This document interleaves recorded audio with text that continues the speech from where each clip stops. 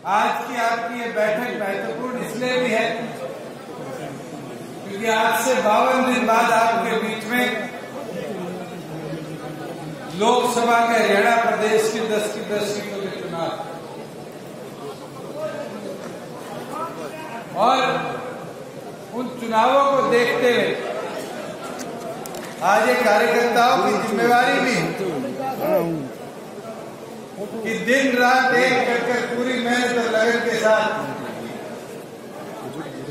हम सब ये प्रयास भी करें और इस उम्मीद के साथ संगठन को आगे बढ़ाने का भी काम करें कि प्रदेश के अंदर इस लोकसभा के चुनाव से आपने जननायक जनता पार्टी को एक संगठन को एक ऐसी ताकत देकर आगे लेकर चलना है जो 2019 वर्ष के अंदर इस प्रदेश की तस्वीर और तकदीर बदलने का काम करेगा। मेरे साथियों, मुझे याद है वो दिन जब जींद उपचुनाव लड़ने का फैसला लिया और उस फैसले के दौरान बहुत से ऐसे लोग थे जो आके कहते थे ये तो बच्चों की पार्टी है, ये तो 200-300 छोरों का टोल है। कईयों ने तो जेजेपी को जननायक जनता पार्टी की बजाय जमानत जब्त पार्टी तक बोलने का काम। मगर जींद की जनता ने जवाब दिया तो लोग हमारी जमानत जब्त कराने की बात करते थे, जींद की जनता ने उनकी 6 गुना जमानत जब्त करानी। जो लोग कहते थे ये तो बच्चों की पार्टी है, बुजुर्गों युवा साथियों, वो तो राहुल गांधी की टीम के कप्तान थे। हरियाणा प्रदेश की पूरी टीम उनके पीछे पीछे थी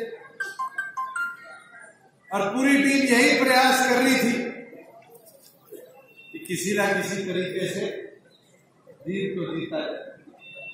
और उन लोगों से पूछने का काम करो, एक गाड़ी में 7 चढ़कर आए थे,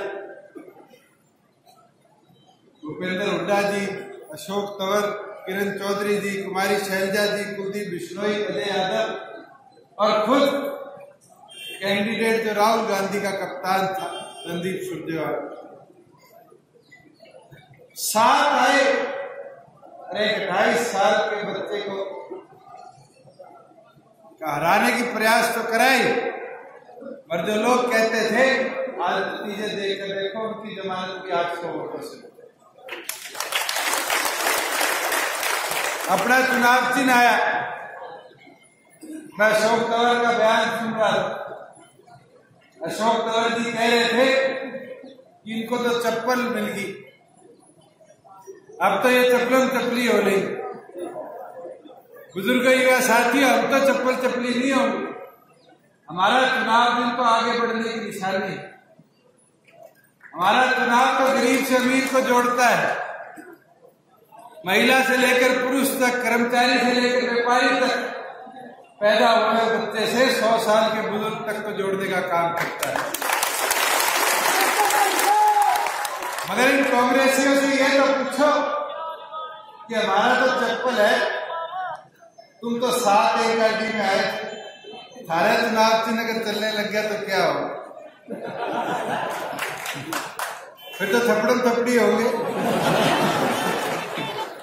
बुजुर्गों युवा साथियों को तो एक चीज कहूंगा, जहां चप्पल की बात आई, इसका इतिहास तो भगवान श्री राम के समय से, भगवान श्री राम वनवास गए तो उनके खड़ाओं पर रखकर भरत ने 14 साल राज चलाने का काम किया। हम तो इस चुनाव चिन्ह को चौधरी देवीलाल के खड़ाऊ मानकर बैठे, जैसे हमारी पार्टी का नाम जननायक चौधरी देवीलाल के नाम पर है, आज हमारा चुनाव चिन्ह भी उनके आदर्शों पर। हमारे ये खड़ाऊ इस प्रदेश की उन्नति का रास्ता बनाएंगे। बुजुर्ग युवा साथियों, चप्पलों की बात करें तो तो मेरे ख्याल से किसान खेत में जाता है तो कांटों से बचने के उसके पाँव में काम आए। कोई सफाई कर्मचारी अगर सफाई करता है तो उसके पाँव में उसके काम आए। कोई गृहिणी घर का काम करती है तो आज उसके पाँव में पाई जाती है। और तो और मैं तो इतना बोल सकता कि आज ये ऐसा प्रतीक जो कहीं ना कहीं कांटों को आपको लगने से रोकने का काम करता है। आज हमें भी इस प्रतीक के माध्यम से इस प्रदेश में लगने वाले कांटों को रोकना है।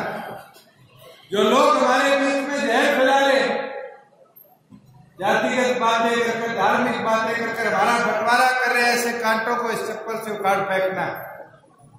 बुजुर्गों, युवा साथियों, आज 3 दिन हो गए एक नई चीज शुरू हुई और प्रधानमंत्री से लेकर मुख्यमंत्री और मुख्यमंत्री से लेकर मंत्री और बीजेपी के संतरी सोशल मीडिया पे अपने नाम के आगे चौकीदार लिखे बैठे। और ऐसी हालात है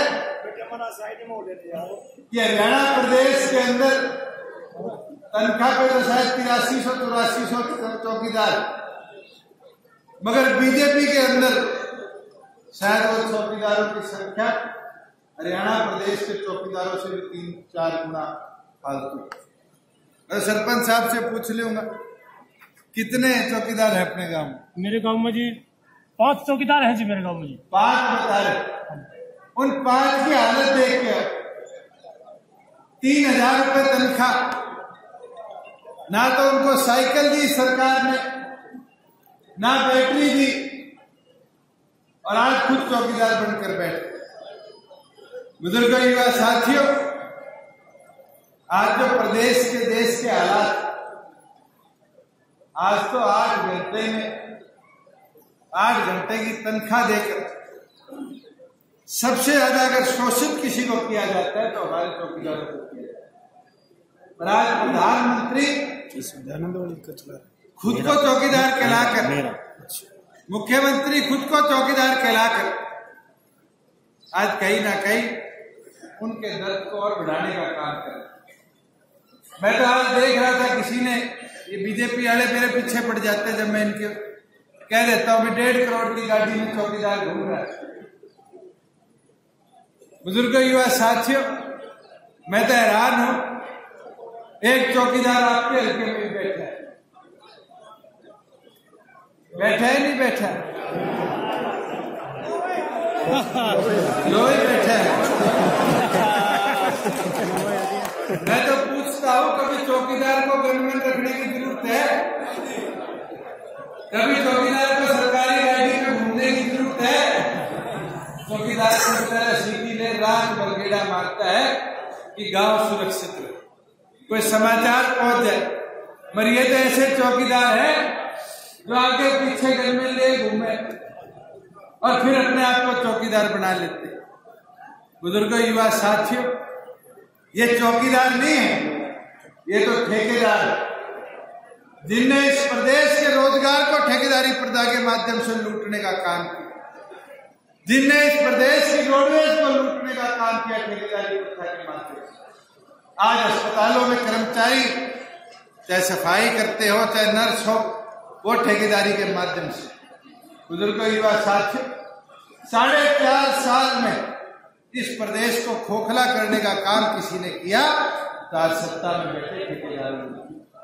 मैं तो ये निवेदन करूंगा आपसे, एक चीज ये पत्रकार साथी भी 4.5 साल से भूल गए। 5 साल पहले एक वादा किया जाता था, अच्छे दिन किसी एक के आए हैं। जो लोग अच्छे दिन आने की बात करते थे आज अच्छे दिन भूल गए। वो 15 लाख रुपए भूल गए जो कहते थे खाते में आए। और नोटबंदी जाए, और नोटबंदी के बाद कहने लगे काला धन पकड़ा जाएगा, लोगों ने गदागद खाते खुलवा लिए।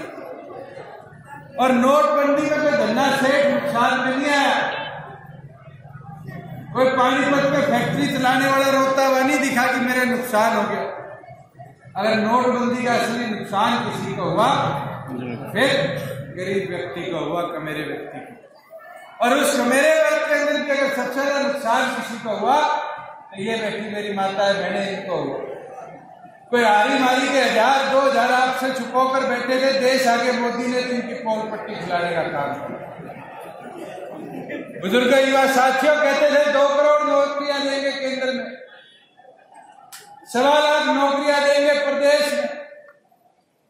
5 साल केंद्र में हो गए, 4.5 साल प्रदेश में हो गए, 37,000 नौकरी दे पाए, 25,000 लोग रिटायर हो गए। आज परिस्थिति यह है कि ग्रुप डी की नौकरियां निकली, 17,000 नौकरी थी, 18 लाख युवा बच्चों को धक्के खाने पड़े। मगर भाई भला इस लोकसभा चुनाव का ये डी ग्रुप की नौकरियों के बाद है। अगर ये चुनाव 2-3 महीने पहले आते तो शायद ग्रुप डी की भर्ती की भी नौकरी का रिजल्ट बाहर नहीं आता, क्योंकि चौकीदार पहले ही भर्ती हो जाते। बुजुर्ग युवा साथियों, मैं तो आपसे निवेदन विनती करने आया हूं कि आज संगठन को मजबूत कर आगे बढ़ाने का समय है। जहां एक और पर एक बूथ 10 यूथ कार्यक्रम की शुरुआत हो रखी, उसका उद्देश्य यह नहीं है कि एक गांव में एक बूथ पर एक कुनबे के 10 लोगों के नाम लिखे। उसका उद्देश्य यह है कि हर 100 वोटों में से एक जिम्मेवार साथी को बूथ का मेंबर बनाने का काम। बुजुर्ग युवा साथियों में इसलिए कह रहा हूं कि अगर हम 10-10 युवा साथियों को बूथ पर उठाएंगे तो फिर निगरानी 100 वोटों की करनी पड़ेगी।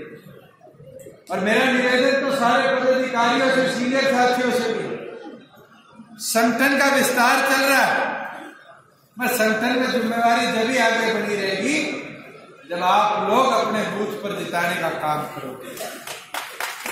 बहुत से ऐसे साथी आज पंडाल में बैठे हैं जो शायद यहां सुबह 11 बजे दरी बिछाने आ गए थे, मगर आज तक अपने बूथ पे जिताते आए, मगर कभी पद की लालसा नहीं रखते।